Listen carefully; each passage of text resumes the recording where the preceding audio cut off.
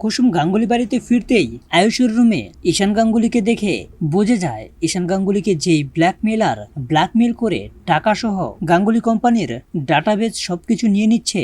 তখনই কুসুম ঢাল হয়ে দাঁড়ায় আর সেখানে আয়ুষ্মান গাঙ্গুলিও চলে আসে। তখন আয়ুষ্মান গাঙ্গুলির সামনেই কুসুম বলতে থাকে, ছোট সাহেব, ঈশান স্যার একটা বিপদে পড়েছে। তাকে কোনো একটা মেয়ে আর কোনো একটা চক্র ব্ল্যাকমেল করে তার কাছ থেকে টাকা পয়সা এবং আমাদের কোম্পানির ডাটা সবকিছু হাতিয়ে নিচ্ছে। আর যে কথা সেই কাজ। ওই মিশনে কুসুম সরকার ওই ব্ল্যাকমেলারদেরকে হাতে নাতে ধরে ইন্দ্রাণী গাঙ্গুলির সামনে এনে হাজির করে এবং ব্ল্যাকমেলারদেরকেও উচিত শাস্তি দেয় এবং ঈশান গাঙ্গুলিকেও বাঁচিয়ে নেয়। তো বন্ধুরা, এই নিয়ে বিস্তারিত জানতে হলে ভিডিওতে লাইক দিয়ে পুরো ভিডিওটি দেখতে থাকো।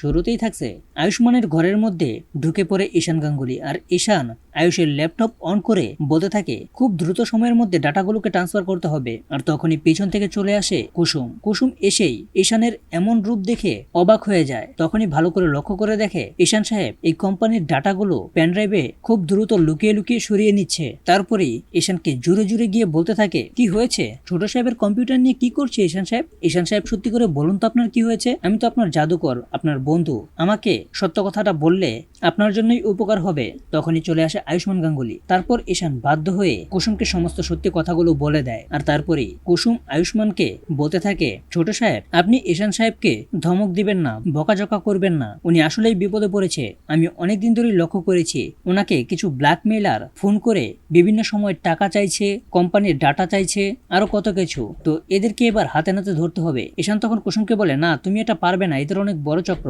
কুসুম তখন বলে, কুসুমের কাছে কোনো কিছুই অসম্ভব নয়, আমি আপনার এই বিপদ থেকে উদ্ধার করব। তারপর আয়ুষ্মান সহ কুসুম মিলে ব্ল্যাকমেলারের গতিবিধি লক্ষ্য করে এক পর্যায়ে হাতে নাতে ধরে ফেলে ব্ল্যাকমেলারদের, ওই মেয়েটাকে সহ। তারপর ইন্দ্রাণী গাঙ্গুলির সামনে এনে ওই ব্ল্যাকমেলারদেরকে উচিত শিক্ষা দিয়ে ঈশান গাঙ্গুলিকে বাঁচিয়ে নেয়। আর দেবলীনাকে তো হসপিটালের মধ্যেই ইন্দ্রাণী গাঙ্গুলি হাতে নাতে ধরে পুলিশে ধরিয়ে দেয়। এখন শুধু নেক্সট টার্গেট কুসুমের মেঘার আসল মুখোশ টেনে বের করার। এটাও কুসুম দেবলীনার মতো করেই মেঘাকেও ঠিক উচিত শাস্তিটুকু দিতে পারবে, কিছু সময়ের অপেক্ষা মাত্র। তো বন্ধুরা, এভাবেই যদি কুসুম গাঙ্গুলি বাড়ির রক্ষা কবচ হয়ে সমস্ত বিপদ থেকে বাঁচিয়ে আয়ুষ্মান গাঙ্গুলির বউ হয়ে গাঙ্গুলি বাড়ির বড় বউয়ের মর্যাদা পায়, তাহলে তোমাদের কার কার ভালো লাগবে তা এখনই কমেন্টে জানাও। আর এরকম নিত্য নতুন সিরিয়ালের আপডেট পেতে এখনই চ্যানেলটা সাবস্ক্রাইব করো।